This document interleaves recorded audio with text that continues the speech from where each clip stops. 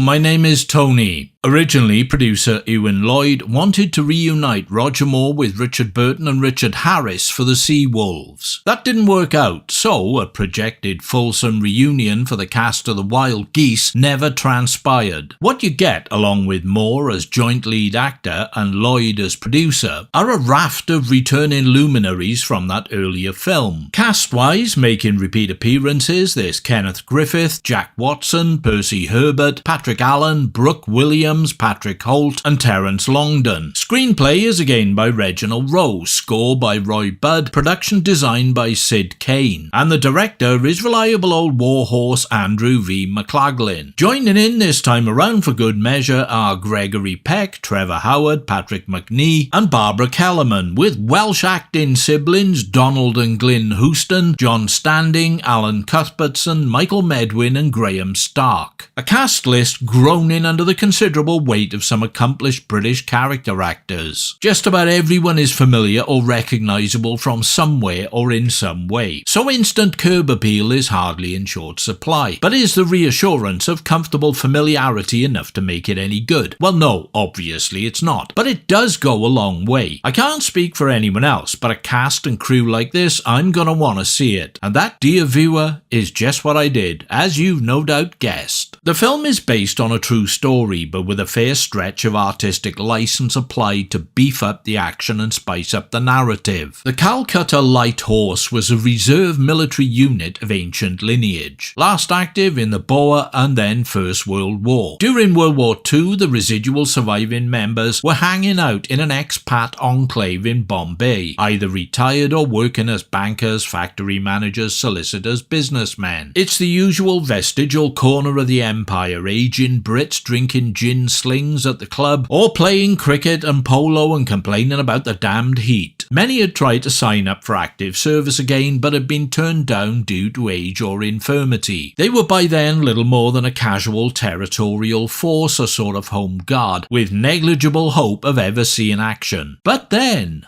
those bloody German U-boats are sinking thousands of tons of British shipping in the Indian Ocean. 3 German merchant ships are moored offshore in the Portuguese colony of Goa. British intelligence believes one of these spy ships houses a radio transmitter, sending intel from a covert Nazi spy network on the whereabouts of the British vessels directly to the U-boats. Because Portugal is neutral, yeah right, then conventional methods to eliminating the transmitter are off the table. However, Mackenzie, Patrick Allen, head of the Special Operations Executive in India, allows his 2 key operatives, Lieutenant Colonel Lewis Pugh, Gregory Peck, and Captain Gavin Stewart, Roger Moore, to visit Goa to do some digging and recon. Once there, they soon uncover the spy network run by trumpeter Wolf Kahler, the top Nazi agent in the region. Gavin encounters the willowy and statuesque widow Mrs. Cromwell, Barbara Kellerman, and is instantly attracted to her. Pity then she's a Nazi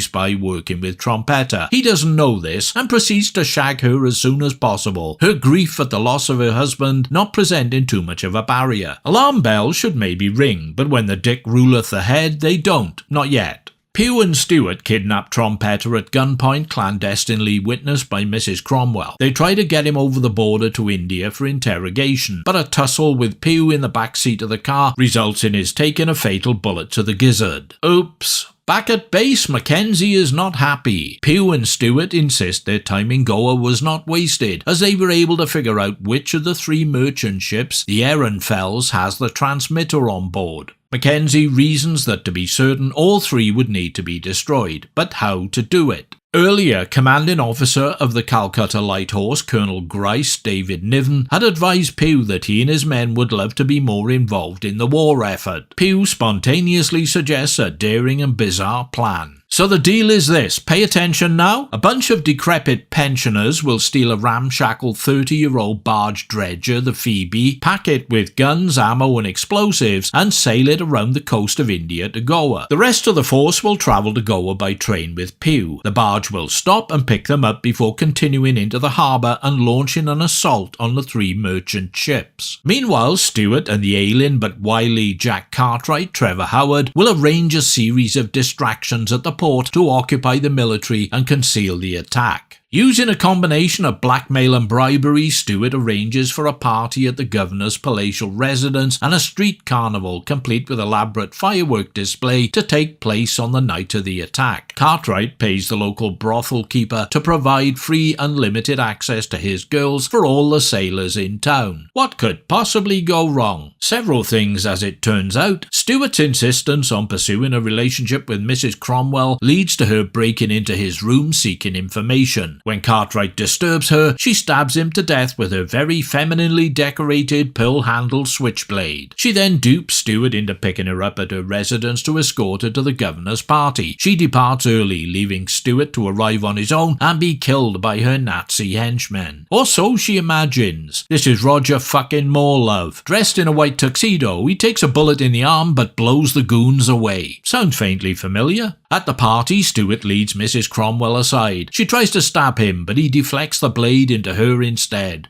Oh well, better to have loved and knifed to death than not have, you know. The Phoebe is a misfiring, leaking hunk of scrap. The engine keeps breaking down, nursed all the way by permanently stressed engineer Wilton, Kenneth Griffith. It's only a matter of time before it gives up the ghost. Will they even get there? Course they do. They get there, limpet mines planted, courtesy of eccentric, quite mad really, demolitions guy Major Yogi Crossley, Patrick McNee. They board the Ehrenfels, shoot the shit out of the crew, destroy the radio transmitter, and blow everything to Kingdom Come, sinking the 3 ships and escaping with some bullet wounds but no fatalities. Job done. When I first saw the Sea Wolves, I was a young man. Now I'm an old man, it resonates differently with me. Because now I have some genuine idea of what it's like to be on the other side of life. The side where you've got much less time to go than you've already had. And that time is counting down fast, let me tell you. It's also something of an amusing minor revelation to face a new landscape of increased discrimination and marginalisation. The inference that you're getting to be surplus to requirements, not wanted, not needed. The Sea Wolves is solid, undemanding, old-school entertainment with the emphasis on the old. It looks handsome with some great locations and glowing cinematography from Tony Emi. Combined with Roy Budd's rousing score, it effortlessly transports you to a time and place. The crowning glory is the cast and the way in which their camaraderie and relationships are handled with care and flippant good humour. Reginald Rose's screenplay won't win any awards for originality, dazzling artistry or complexity, but it's serviceable and competently structured. Moore coasts by on his trademark overgrown schoolboy smarm and charm, whilst Peck dusts off his Guns of Navarone character and puts him in the guise of a much older military man. The two have an easygoing chemistry, gently riffing off each other, both capable of casual bonhomie or violence as situations dictate or need arises. And it's good to see David Niven strutting his stuff in what was to be his last major screen role. He seems to be enjoying himself immensely in the company of old friends. Credit too to the poised and gorgeous Barbara Kellerman, who makes a more nuanced and conflicted femme fatale than usual. Although a lethal and ruthless Nazi agent, she conveys with some skill the frustrations of a problematic emotional connection with Moore's character. She develops feelings for him, but ultimately that doesn't mean she won't kill him. Bit like marriage then. The boys of the Calcutta Light Horse are an appealing bunch of old stagers, surplus to requirements, past their sell-by-date soldiers in wartime, all looking for a last chance to serve and see some action. There's a poignancy to the fact that their efforts will not be officially recognised, there will be no fanfare, no parades, no medals, nothing. They will do it to fulfil a sense of duty and purpose, to have meaning, relevance, to make a difference one last time, and that's exactly what they achieve.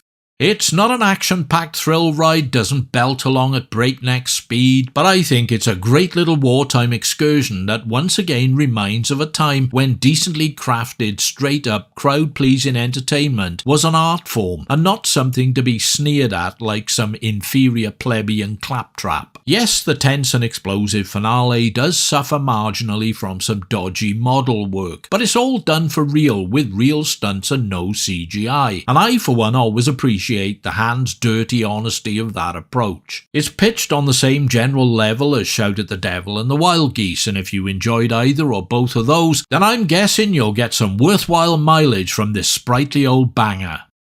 Thank you with gratitude for your time and attention. Hold on to your good selves and do whatever you want to do next. Hit like, don't like, comment, subscribe, be a patron of my Patreon thing, make a welcome financial contribution via the thanks button. As per usual, I shall no doubt return in the fullness of time. Take care for now, pilgrims.